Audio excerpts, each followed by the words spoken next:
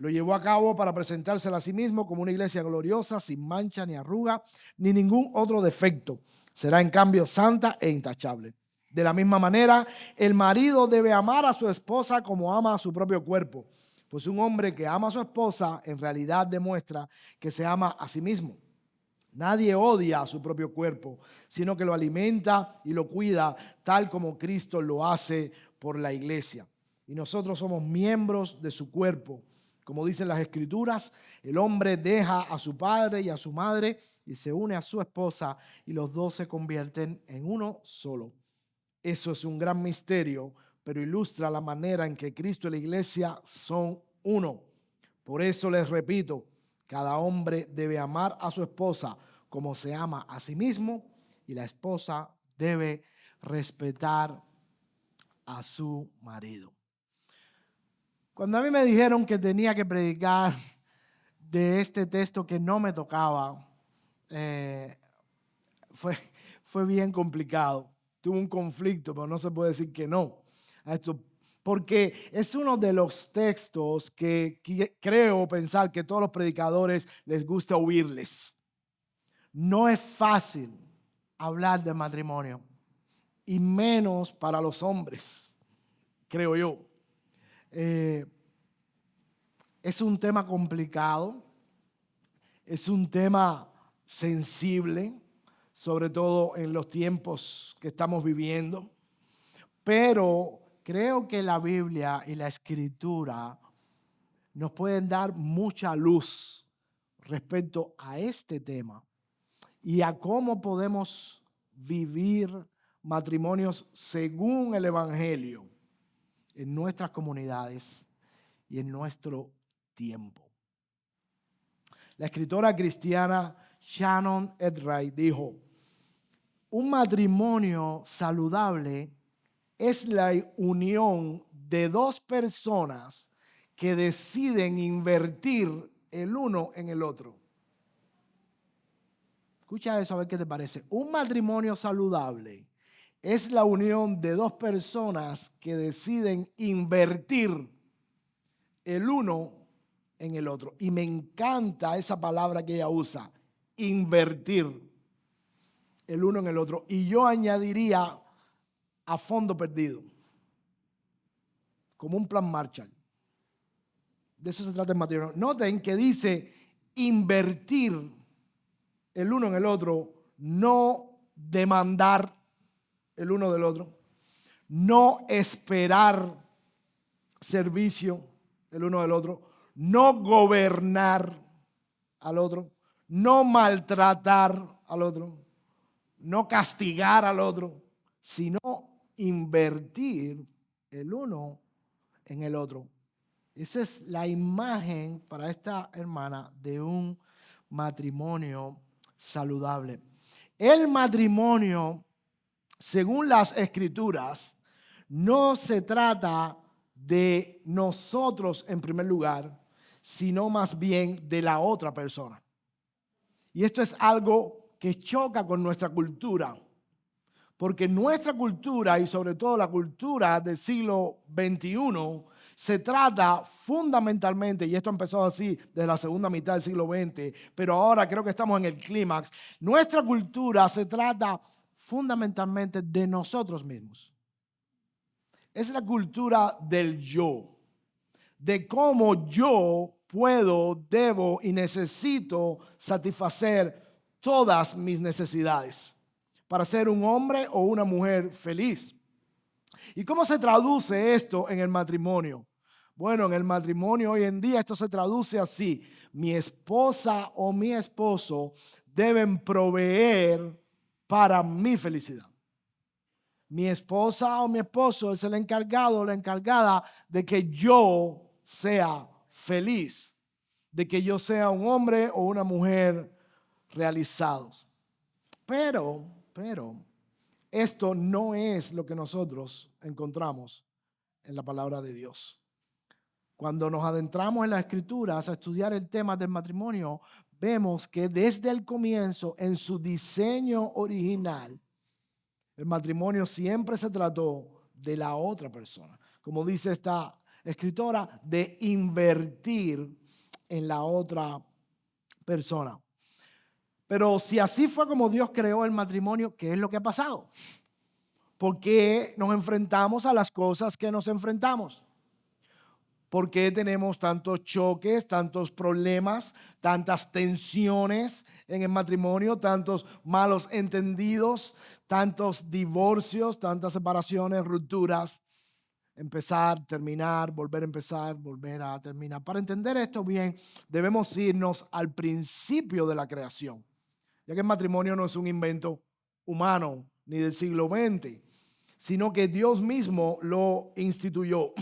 Y para entender mejor el matrimonio, es bueno que nosotros viajemos al principio de todas las cosas. Ahí en Génesis capítulo 2, a partir del versículo 7, nosotros vemos la institución o cómo es el proceso de institución del matrimonio. Dice allí la palabra de Dios: luego el Señor Dios formó al hombre del polvo de la tierra, sopló aliento de vida en la nariz del hombre y el hombre se convirtió en un ser viviente. Y saltamos al 18 y dice: después el Señor Dios dijo, no es bueno que el hombre esté solo, haré una ayuda idónea para él.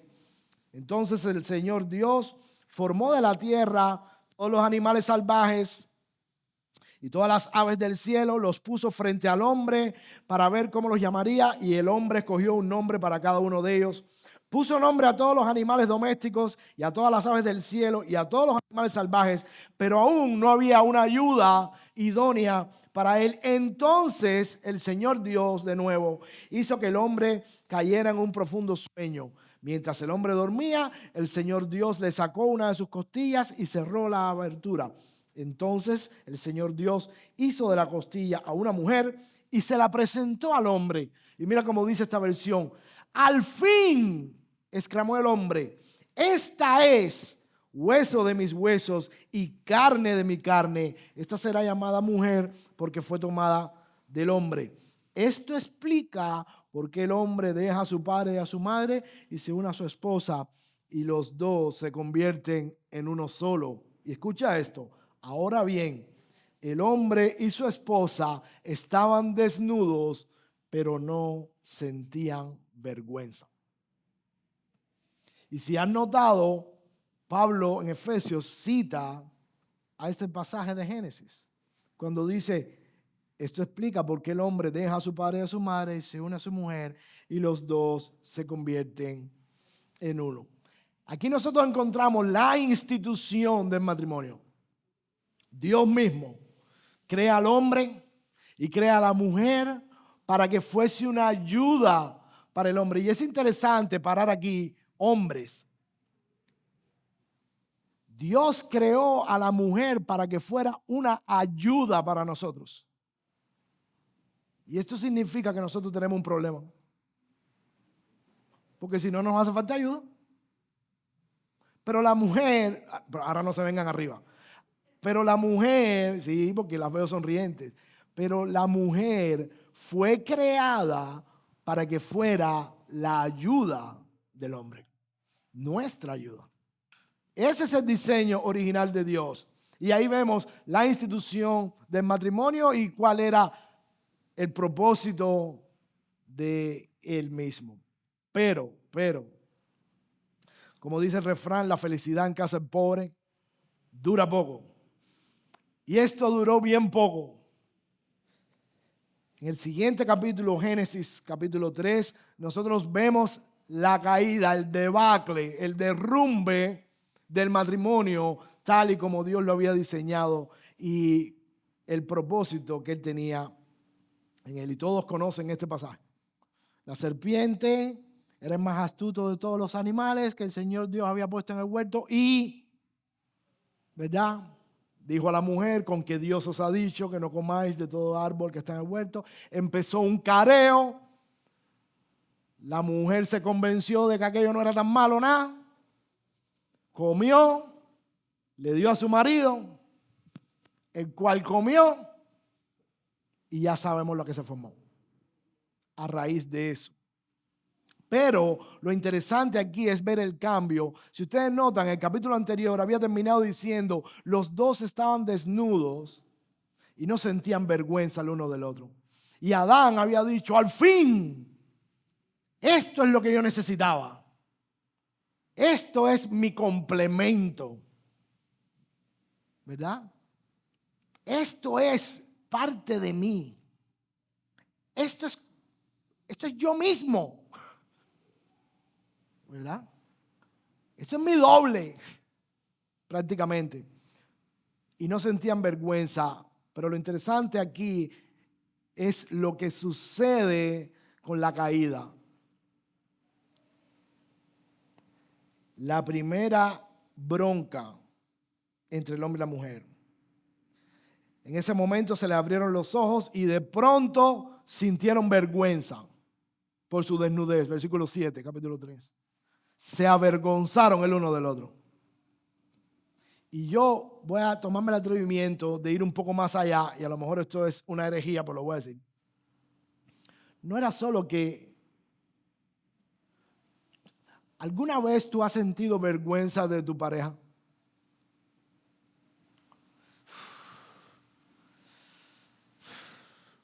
O metió la pata, qué vergüenza, me está haciendo quedar mal. No levante la mano, pero yo creo que todo el mundo ha pasado por ahí. ¿Nos hemos avergonzado alguna vez de la persona que está al lado de nosotros? Eso mismo fue lo que pasó con Adán y Eva con la caída. Esa es una consecuencia de la caída. Ya deja de ser la persona confiable, mi complemento perfecto, como decía el salsero, mi media mitad. Ya deja de ser todo eso y empieza a ser una persona que de vez en cuando me hace sentir vergüenza, me avergüenzo de ella o de él. Entonces Dios llamó al hombre, ¿dónde estás? Estoy caminando por el huerto, así que me escondí, tuve miedo porque estaba desnudo. ¿Quién te dijo que estaba desnudo? ¿Acaso comiste del huerto, verdad? Y él contestó, y estoy dando el contexto para entrar en Efesios, no estoy predicando en Génesis. Y él contestó, la mujer que tú me diste me dio del fruto y yo fui y comí. Y se viró para la mujer, ¿y por qué lo hiciste? La serpiente me engañó y yo comí. Y comenzaron a justificarse de diferentes maneras. Institución del matrimonio, caída del matrimonio y restauración del matrimonio, Efesios capítulo 5. Génesis, ese pasaje de Génesis 3 termina con Dios vistiendo nuevamente, porque ellos hicieron delantales con hojitas, y Dios los viste con pieles. Y algunos ven ahí el primer sacrificio sustitutivo de animales, pero no vamos a entrar ahí. El caso es que Dios desecha esa vestidura, eso que te has puesto no sirve. Yo te voy a vestir, yo te voy a cubrir. Y lo cubre con pieles. Y ahí comienza la restauración del matrimonio. ¿Verdad? Pondré enemistad entre tu simiente y la simiente de la mujer. Ella te herirá el calcañar, pero tú aplastarás su cabeza. ¿Qué ocurre en Cristo? ¿Qué es lo que Pablo está tratando de explicar en Efesios capítulo 5? En Cristo Dios está restituyendo, Dios está redimiendo el propósito original del matrimonio en nosotros ahora que tenemos nueva vida. Pero la cuestión es que este pasaje de Efesios ha sido muchas veces muy mal interpretado por mentes pecaminosas y macabras como las nuestras, sobre todo por la mente de los hombres, y me incluyo.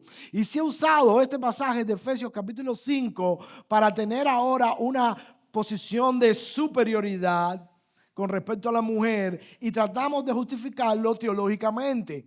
Decimos, viste, todo esto viene por tu culpa y ahora Dios está poniendo las cosas en orden. Por lo tanto, a partir de ahora, aquí mando yo y tú haces lo que yo digo.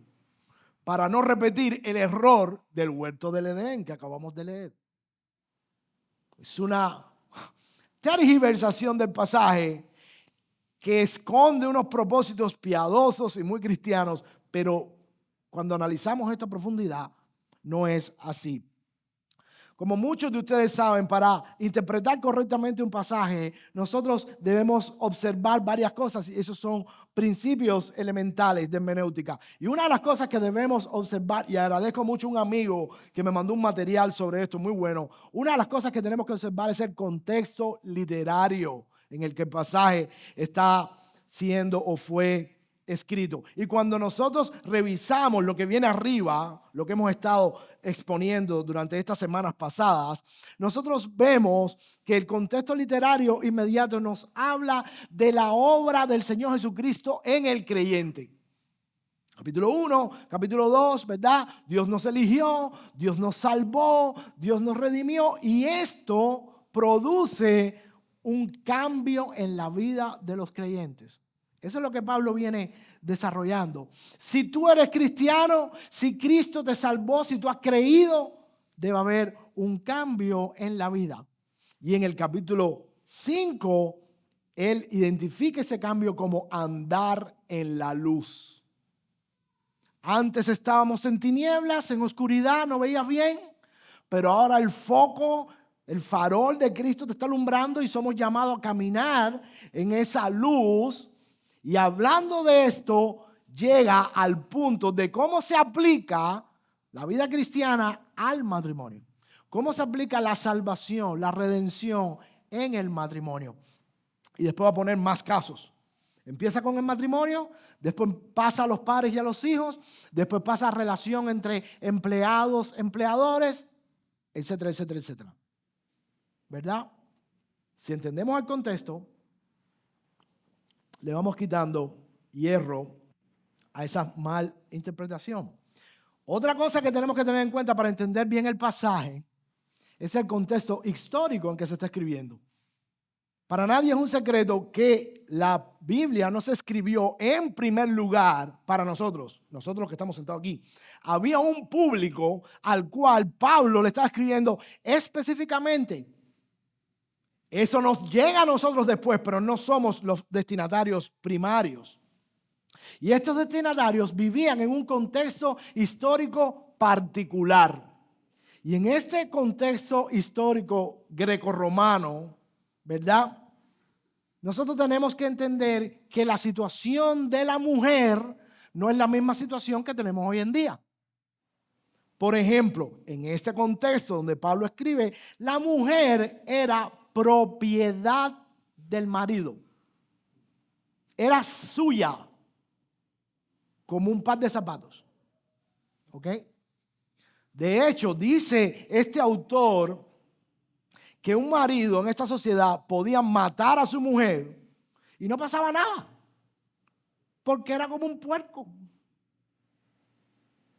No había ningún problema con la justicia. Mira el contexto donde Pablo está escribiendo esto. La mujer, por tanto, en esa sociedad carecía de derechos. Cero derechos. Ningún derecho.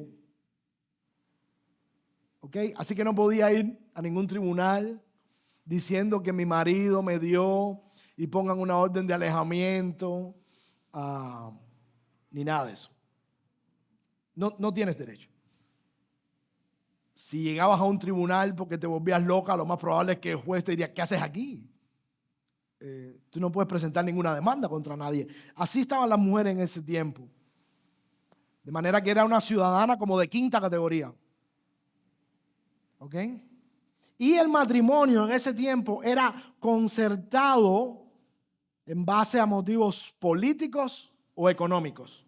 Se arreglaban los matrimonios. De manera que Yuni jamás hubiera podido escoger a Yamil porque le gustó.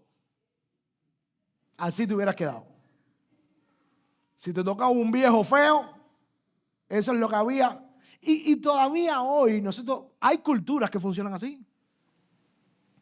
Hay culturas que funcionan así. Por ejemplo, en España, en el mundo gitano, hoy, los matrimonios son concertados desde que son chiquitos. Yo quiero que mi hija se case con el de la otra familia tal y punto. Y ellos no tienen nada que decir. Y en el mundo islámico, ¿verdad? Eso funciona así todavía. Y ten cuidado, en el mundo ortodoxo judío, todavía hoy funcionan los matrimonios concertados. De manera que la mujer está fuera de toda consideración social. Y en ese contexto es que el evangelio llega al mundo.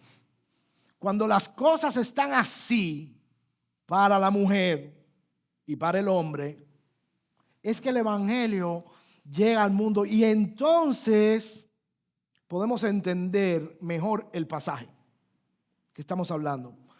Los que estuvieron aquí en el evento sobre matrimonios, en el taller, sobre matrimonios que dio el misionero Pablo Thompson, quizás se acuerden de una frase, a mí me impactó mucho. Él decía en el material la danza del matrimonio, hay una máxima, una regla clave para el matrimonio cristiano y es esta: yo le debo todo a mi pareja, pero ella no me debe nada a mí.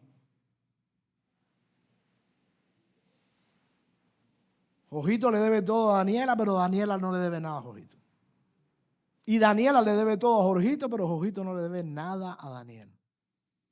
Esa es una buena base para entender el matrimonio según el Evangelio. Y entonces leemos en este pasaje, Efesios capítulo 5, lo que Pablo quiere traer a través del Señor Jesucristo para los nuevos creyentes. Y lo primero que Pablo quiere poner es una nota de igualdad. En esta cultura, hombre y mujer no son iguales, pero en Cristo los hombres y las mujeres son igualitos.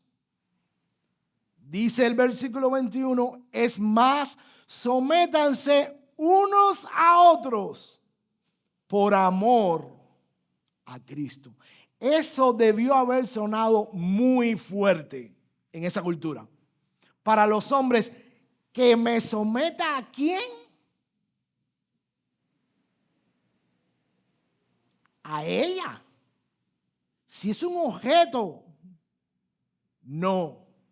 En Cristo es una mujer coheredera de la gracia de Dios junto contigo, con la misma dignidad delante de Dios que tienes tú, porque fueron hechos a su imagen, y que goza de los mismos privilegios delante de Dios que tú, con el mismo Espíritu Santo que tú, con la misma justificación que tú, transitando la misma santificación que tú, para terminar glorificada igual que tú. Ahora, esta palabra sométanse para nosotros suena de una manera que no es el sentido original de la palabra. Para nosotros sometimiento suena a estar bajo una bota, ¿verdad? Sométete. Pero fíjate que aquí dice que se sometan los unos a los otros. ¿Y eso qué quiere decir? Que la mujer debe estar debajo del pie del marido y el marido debajo del pie de la mujer por amor a Cristo. Cuando analizamos bien el sentido de esta palabra, lo que Pablo quiere decir es que se agarren. Ese es el sentido más original que tiene la palabra.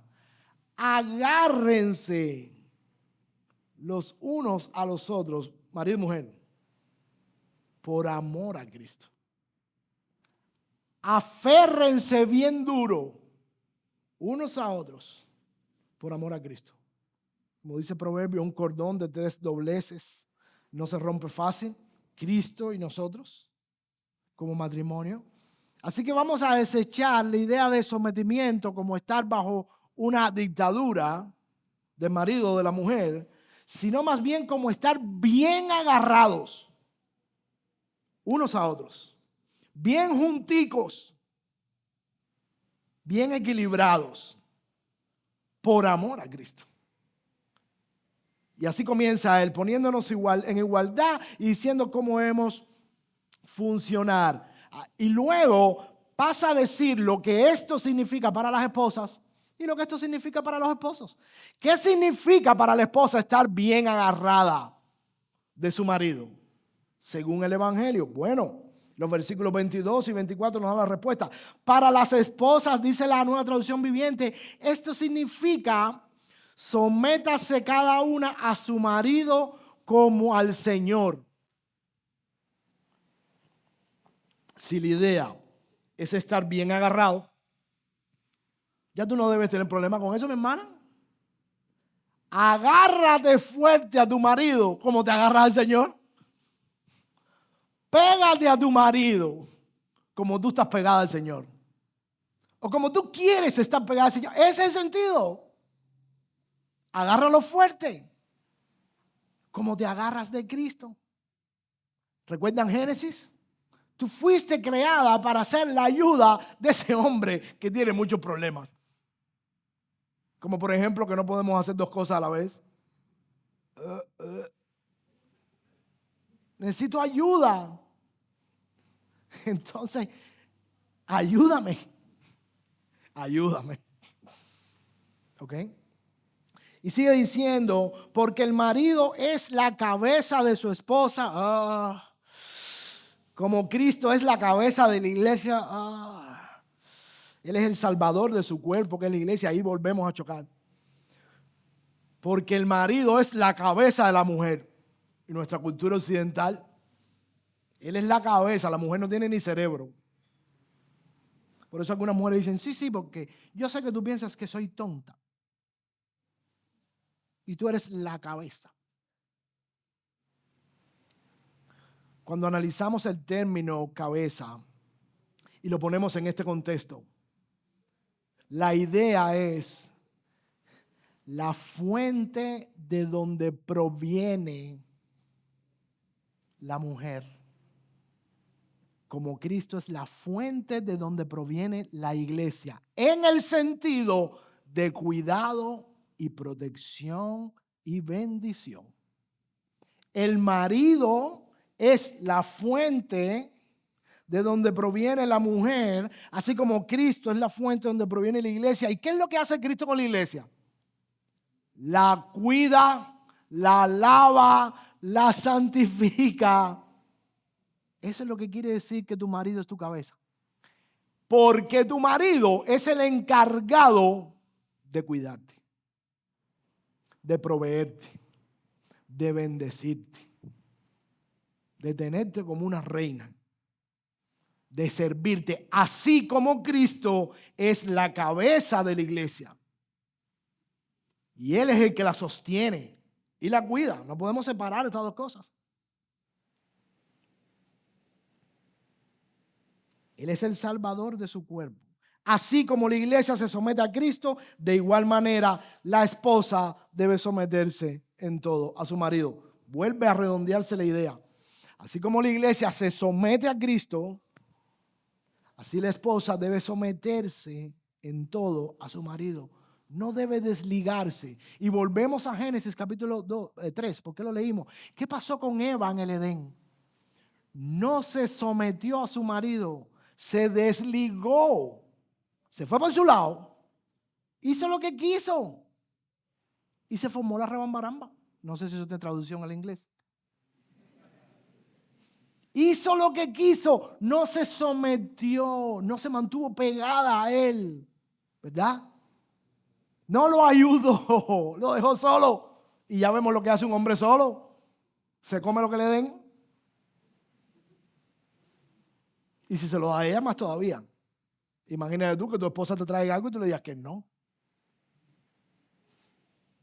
Ahora, visto lo que esto quiere decir para las esposas, y ojalá hayamos dado un poquito de claridad en el sentido de lo que significa para ti, mi hermana, al fin, estar sujeta a tu marido y que tu marido es la cabeza tuya.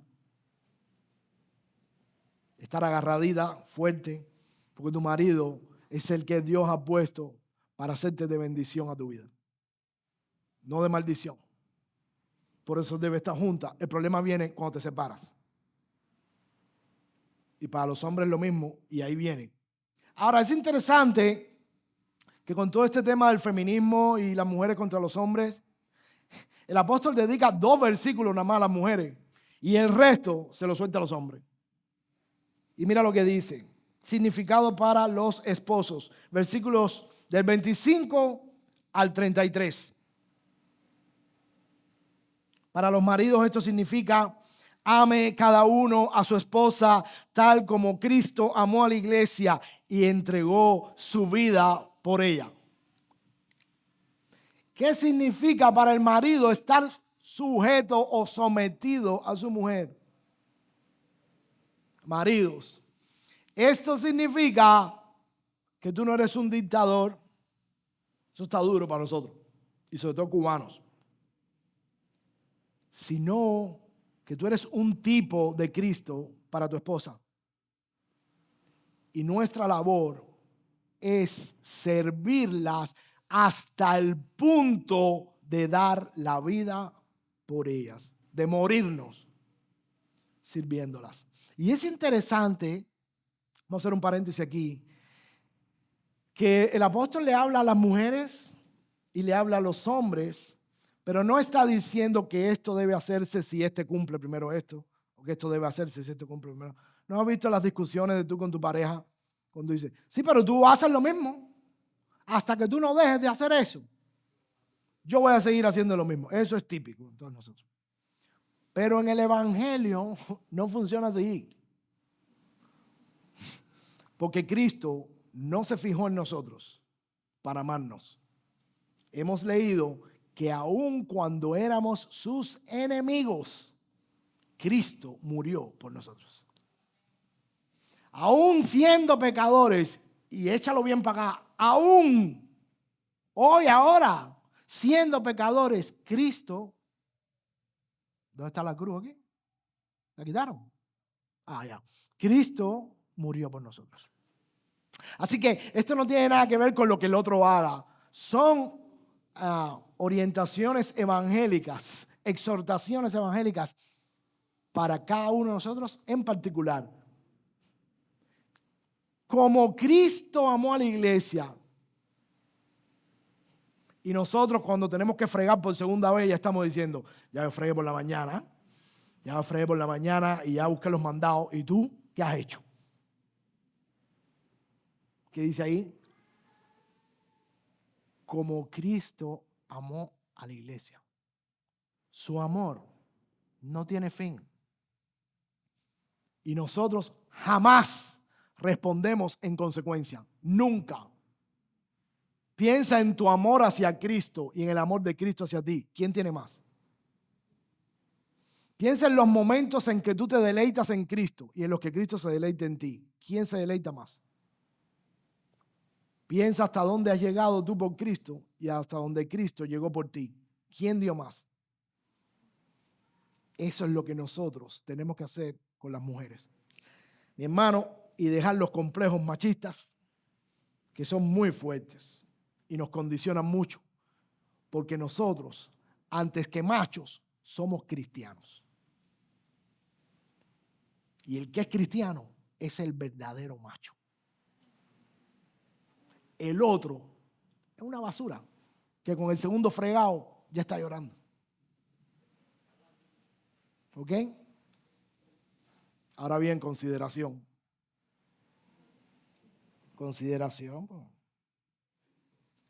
¿Y para qué Cristo hizo eso por la iglesia? Dice, a fin de hacerla santa y limpia, al lavarla mediante la purificación de la palabra de Dios.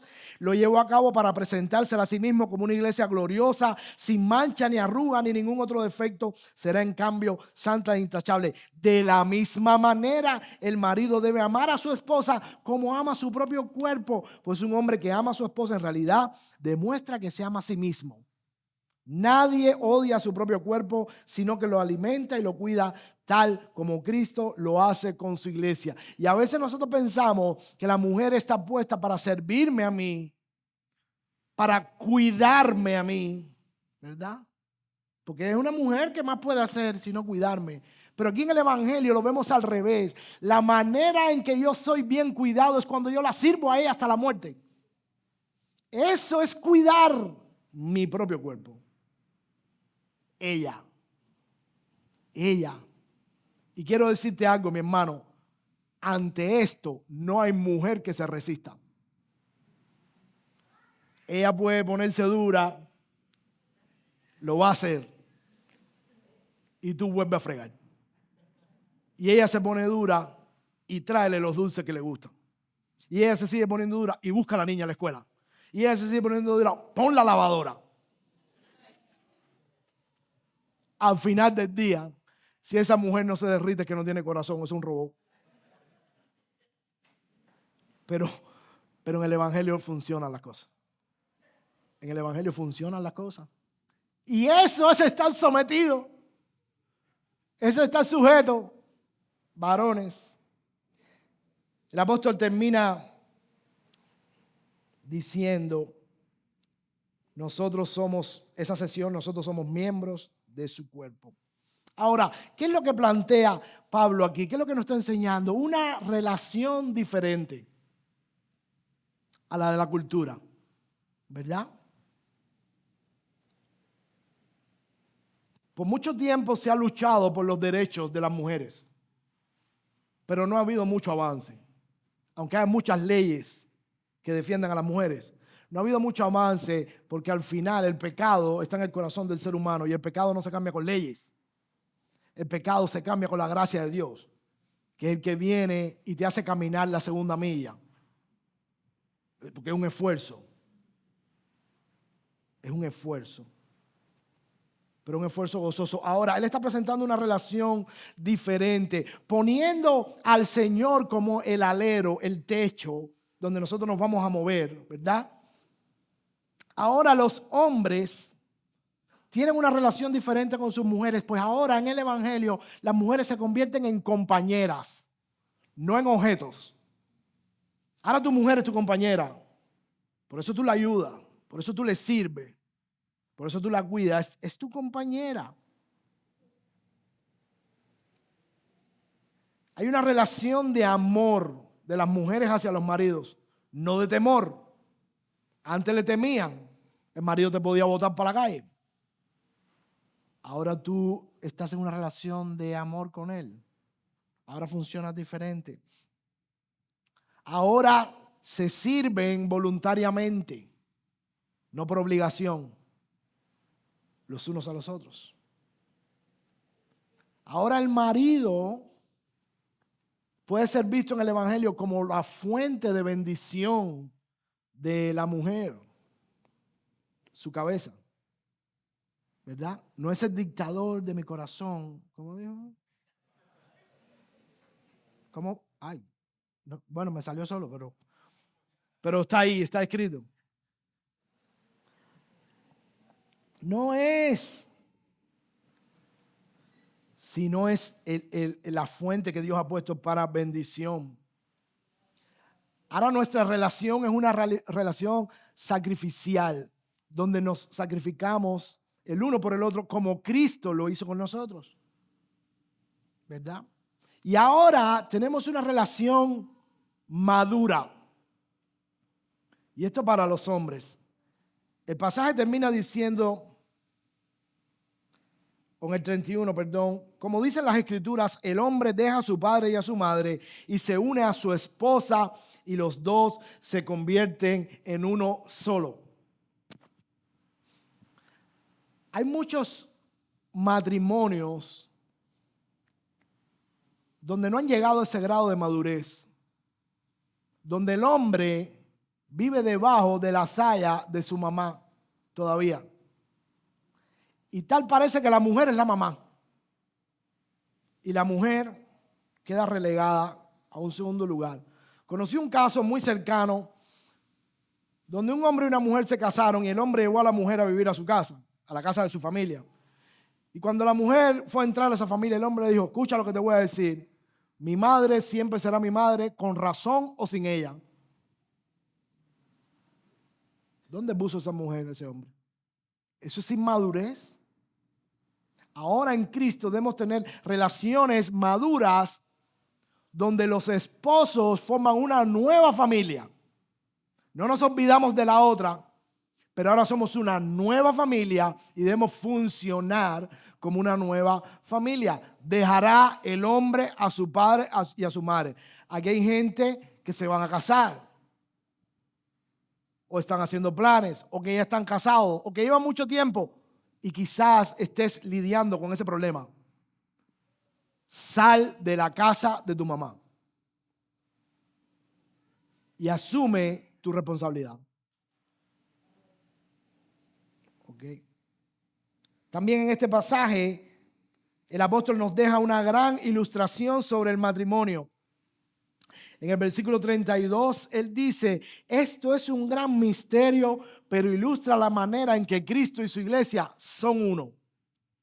Todo esto que ha venido diciendo Pablo se resume en, esta es la ilustración más grande y más consecutiva que Dios puede dar al mundo de cómo Cristo y la iglesia son uno. Cuando nosotros hablamos de que Dios ama a la iglesia, de que Dios cuida a la iglesia, de que Cristo cuida a la iglesia, y vivimos enfrentados, fajados, no sometiéndonos, no amándonos, no cuidándonos, estamos diciendo una cosa y mostrando otra. Esto es un misterio, pero yo digo esto sobre Cristo y la iglesia. La manera en que Cristo ama a la iglesia es lo que Dios quiere que el matrimonio refleje. Por eso no se trata fundamentalmente de nosotros, sino del otro. Porque esa es la manera en que Dios actuó.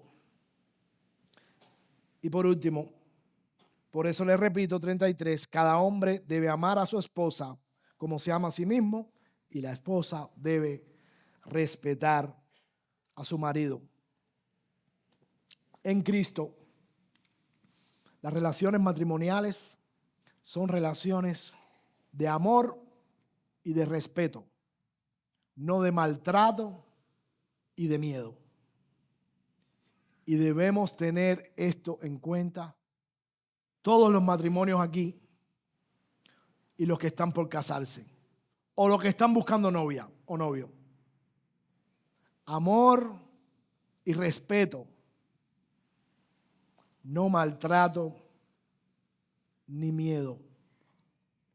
De este modo, las mujeres podrán estar sujetas a sus maridos y los maridos sujetos a sus mujeres, amándolas como Cristo amó a la iglesia y se entregó a sí mismo por ella. Que Dios bendiga su palabra y nos ayude a vivir matrimonios en el evangelio, en el poder de Dios, para mostrarle al mundo cuán grande es el amor de ese Cristo por nosotros.